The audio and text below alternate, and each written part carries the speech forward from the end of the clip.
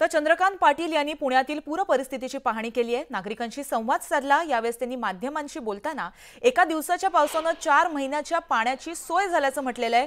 त्याचबरोबर नुकसान झालेल्या भागांचे पंचनामे तात्काळ करण्यात येणार आणि ज्यांचं नुकसान झालं त्यांना तातडीने मदत केली जाईल असं सुद्धा म्हटलेलं आहे। त्याचबरोबर पाणी सोडण्याबाबत पाटबंधारे विभागाने योग्य वेळी सूचना दिल्या होत्या। धरण भरल्यास पाणी सोडावंच लागतं असं सुद्धा त्यांनी म्हटलंय। त्यामुळे भाजपच्या 2 मोठ्या नेत्यांची 2 वेगवेगळी विधानं याबाबत आता समोर आली आहेत।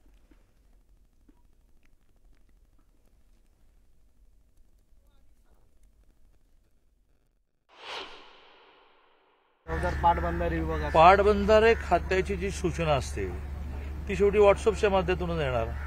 बऱ्याच वेळेला नदीकाठी राहणारी माणसं, अशा प्रकारच्या वस्त्यांमध्ये राहणारी माणसं हे रेग्युलर व्हॉट्सअप वापरत नाहीत। मग थोडासा पर्याय हा आहे की त्यांनी रेडिओवर डिक्लेअर करावं, पण कोण आता अलीकडच्या काळात रेडिओ ऐकतो?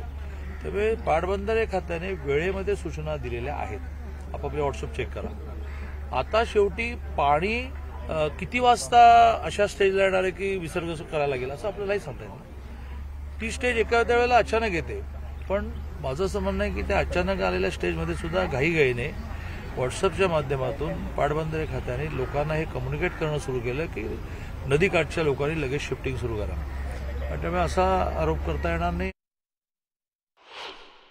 आता ह्या सगळ्या नुकसान झालेल्या घरांचं, रस्त्यांचं, गटरचं, सार्वजनिक टॉयलेटचं पंचनामे सुरू होतील। तोच 19,000 आत्ताही लागू करायला आहे की ज्याच्यामध्ये कपडे भिजल्याचे पैसे आहेत, भांडी वाहून गेल्याचे पैसे आहेत, मुलांची दप्तर वाहून गेल्याचे पैसे आहेत, घरांच्या दुरुस्त्या आहेत। दुरुस्तीला आता घरवाईज सुरू होईल, परंतु एक 10,000 15,000 देणं सुरू होईल। पण त्यामुळे पाऊस थोडा थांबला आहे, पाणी ओसरलं आहे। त्या काळामध्ये आता पंचनामे सुरू होतील। कोणाचंही नुकसान होणार नाही, म्हणजे नुकसान होणार नाही, झालेलं नुकसान भरून दिलं जाईल। तर पुण्यातील एकता नगरमध्ये काल पुराचं पाणी शिरलं होतं। अनेकांच्या घरांमध्ये, सोसायट्यांमध्ये हे पुराचं पाणी शिरलं आणि त्यांचं प्रचंड मोठ्या प्रमाणात नुकसान झालं। यावेळेस बोटीतून बचाव कार्य करण्यात आलं। एनडीआरएफ, लष्कराची मदत घेण्याची वेळ यावेळेस आली होती। तर काल मुसळधार पावसानं पुण्याला चांगलंच झोडपून काढल्यानंतर आजपासून पावसानं विश्रांती घेतली आहे। त्यामुळे पूरग्रस्त भागातील पाणी ओसरायला सुरुवात झाली आहे। हळूहळू जीवन हे पूर्वपदावर येतंय। असं जरी असलं तरी देखील आज पुण्याला जोरदार पावसाचा इशारा हवामान विभागाने दिलाय। काल झालेल्या नुकसानीमुळे अजूनही अनेक ठिकाणी वीजपुरवठा खंडित आहे।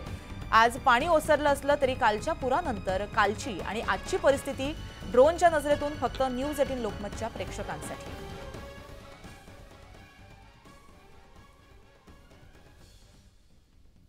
तर आपण ही दोन्ही दृश्य पाहतोय। काल जी एकता नगरची स्थिती होती ती आणि जी आजची स्थिती आहे ती स्थिती आपण पाहतोय। काल मुसळधार पावसानं पुण्याला झोडपून काढलं होतं आणि त्यामुळे या परिसरामध्ये मोठ्या प्रमाणात पाणी साचलं होतं। आज पावसानं काहीशी उसंत घेतली आहे, मात्र हवामान विभागानं तितकंच मुसळधार पावसाचा इशारा दिलाय।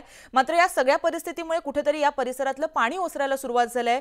हळूहळू जनजीवन जे आहे ते पूर्वपदावर येतंय। मात्र तरी सुद्धा काही सोयींपासून येथील जे रहिवासी आहेत ते वंचित असल्याचं कळतंय। वीजपुरवठा अजूनही खंडित आहे। त्यामुळे आता याबाबत प्रशासन कशा प्रकारे या सोयी त्यांना उपलब्ध करून देईल हे सुद्धा पाहणं महत्त्वाचं ठरेल। ही दोन्ही दृश्य ड्रोनच्या माध्यमातून कैद केली आहेत ती खास प्रेक्षकांसाठी।